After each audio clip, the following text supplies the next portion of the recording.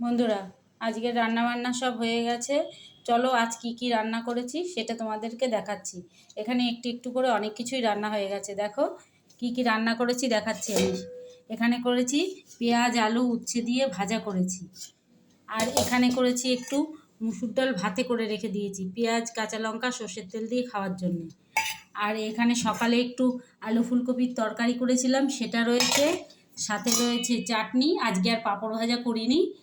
আর রয়েছে আলু উচ্ছে ভাজার সাথে খাওয়ার জন্যে মুসুর ডাল সেদ্ধ করেছি তেল দিয়ে আর ওপরে কাঁচা লঙ্কা দিয়ে। দেখো আর ওদিকে কি করেছি চলো দেখাচ্ছি। এদিকে করেছি কাঁকড়া মাছ রান্না করেছি। দেখো কি সুন্দর দেখতে হয়েছে কাঁকড়া মাছটাকে, খুব সুন্দর দেখতে হয়েছে। আর আমি এখানে জিরে ধনে কাঁচা লঙ্কা টমেটো সব বাটা দিয়ে করেছি। আর গরম মশলা ধনেপাতা ছড়িয়ে দিয়েছি। এই হচ্ছে আমি রান্না করেছি, আর সাথে রয়েছে ভাত।